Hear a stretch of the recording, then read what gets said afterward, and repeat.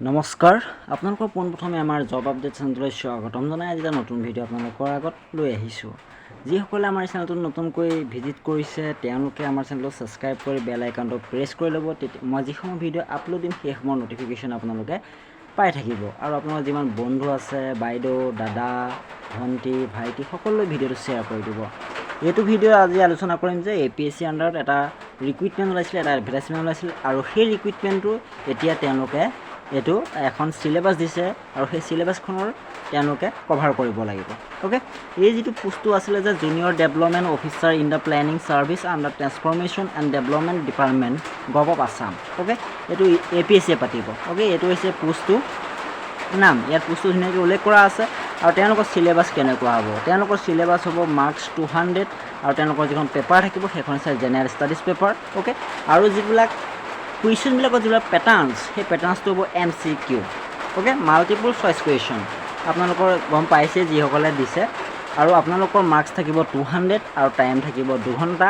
Okay, এতিয়া আমি চাওঁ যে আপোনালোকৰ কেনেকুৱা টপিকৰ ওপৰত আপোনালোকৰ পেপাৰখন আহিব। প্ৰথম যিটো আমি যদি চাওঁ আপোনালোকৰ আহিব যে current affairs India and Assam. Okay, তেওঁলোকে মেনশ্যন কৰি দিছে ক'ৰ কাৰেণ্ট এফেয়াৰ্ছ আহিব। Indian history and national movement. Okay, ভাৰতৰ বুৰঞ্জীৰ ওপৰত আহিব আৰু যিবিলাক আমাৰ যিবিলাক মুভমেণ্ট আছিলে সেই মুভমেণ্টবিলাকৰ আন্দোলনবিলাকৰ ওপৰত আহিব। আছাম হিষ্ট্ৰী অসম বুৰঞ্জীৰ ওপৰত আহিব। জিঅ'গ্ৰাফী ইণ্ডিয়া এণ্ড আছাম তেওঁলোকে মেনশ্যন কৰিছে ভাৰতবৰ্ষ আৰু অসমৰ যিখিনি জিঅ'গ্ৰাফী আছে সেই তাৰ ওপৰত তেওঁলোকে কুৱেশ্যন দিব। তাৰপিছত আছে Indian polity and constitution of India. Okay, ভাৰতীয় ৰাজনীতি আৰু ভাৰতীয় সংবিধানৰ কিছুমান প্ৰশ্ন তেওঁলোকে দিব। Sports books author and important people of Assam. Okay, স্পৰ্টছৰ ওপৰত আহিব পাৰে, এইটো কমন কুৱেশ্যন। এইটো টপিকৰ ওপৰত নাহিলে কেনেকৈ হ'ব। বুকছ আহিব, কোনে কেনেকুৱা ধৰি লওক গ্ৰন্থবিলাক লিখিছিলে।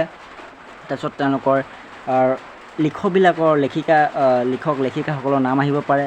তাৰপিছত যিবিলাক আমাৰ অসমৰ যিবিলাক ইম্পৰ্টেণ্ট যিবিলাক পিপল আছিলে তেওঁলোকৰ ওপৰত কি কুৱেশ্যন তেওঁলোকে কাটিব।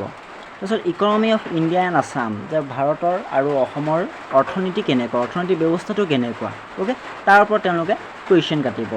এনভাইৰনমেণ্ট অফ আছাম, যে অসমৰ পৰিৱেশটো কেনেকুৱা। জেনেৰেল যিটো মেণ্টেল এবিলিটি তাৰ ওপৰত কুৱেশ্যন আহিব। Literature culture festival of Assam.